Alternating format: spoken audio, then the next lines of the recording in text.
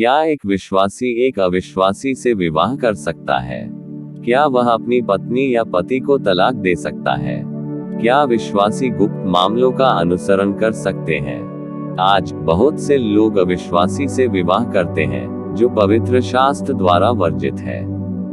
जो कोई भी एक अविश्वासी से शादी करता है, वह अपना विश्वास खोने का जोखिम उठाता है। इसके अतिरिक्त, एक बार जब तुम सत्य जान लेते हो, तो तुम्हें अविश्वासियों से विवाह नहीं करना चाहिए। बाइबल क्या कहती है? व्यवस्था विवरण अध्याय 7 पद 3-4। तो उनके साथ विवाह न करना, और न अपनी बेटियां उनके बेटों को देना, और न उनकी बेटियां उनके बेटों के लिए ब्याह लेना, क्योंकि वे तेरे पुत्रों को मेरे पीछे चलने से बहकाएंगे और दूसरे देवताओं की उपासना करेंगे। तब यहोवा का कोप तुम पर भड़केगा और वह तुमको शीघ्र सत्यानाश कर डालेगा। तलाक के लिए मौजूदा परिस्थिति के कारण शैतान ने बिना शादी के रहने वाले रिश्ते बनाए, और लोग उसके बारे में जाने बिना ही उसके नियमों का पालन कर रहे हैं। इसमें अन्य बातों के अलावा कुछ वर्षों की विशिष्ट अवधियों के साथ विवाह अनुबंध शामिल है, जो परमेश्वर की योजना के विरुद्ध जाता है। विश्वासी को विश्वासी से विवाह करना चाहिए, केवल यह सुनिश्चित करना चाहिए कि दुर्भाग्य से प्रेम विवाह में अविश्वासी से होता है। तब उसे क्या करना चाहिए? अपनी पत्नी को तलाक देना चाहिए क्या? नहीं।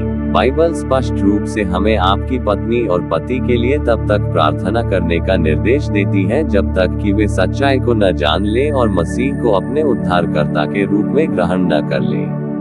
हालांकि आप अपने जीवन साथी को तलाक देने में असमर्थ हैं। यह परमेश्वर की इच्छा के विरुद्ध जाता है। मलाकी अध्याय 2 पद 16। इस्राएल का परमेश्वर यहोवा यह कहता है, मैं तलाक से घृणा करता हूँ। जब तुम में से कोई अपनी पत्नी के साथ ऐसा क्रूर काम करे, तब मैं उससे घृणा करता हूँ।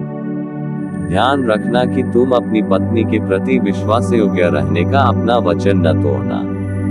यदि कोई गंभीर समस्या है, तो क्या एक मसीही जोड़ा तलाक ले सकता है? नहीं। यदि व्यक्ति व्यभिचार में पकड़ा जाता है, तो केवल यही कारण है कि विश्वासी तलाक दे सकते हैं। विश्वासियों के लिए तलाक के लिए कोई अन्य स्वीकार्य आधार नहीं है।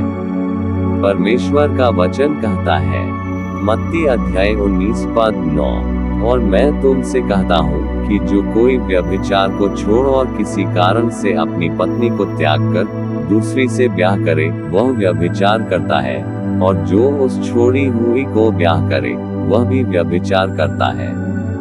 यदि व्यक्ति अभी युवा है और सही कारणों से तलाक लेता है, तो क्या किया जाना चाहिए? युवा पुरुष और महिलाएं केवल ऐसे विश्वासियों से विवाह कर सकते हैं जो पहले से विवाहित नहीं हैं, और उन्हें पता होना चाहिए कि महिला का पहले ही तलाक हो चुका है।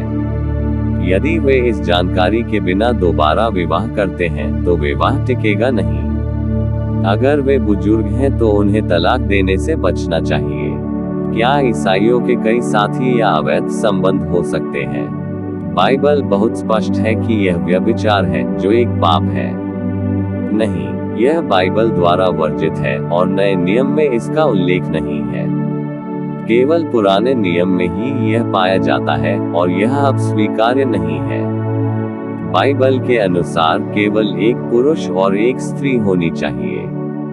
विवाहेतर संबंधों की अनुमति नहीं है। हालांकि क्योंकि वे अपने गिरे हुए देवदूत देवता शैतान धोखेबाज का अनुसरण करते हैं, लोग बहुत सी ऐसी चीजें कर रहे हैं जो परमेश्वर की इच्छा के विरुद्ध हैं।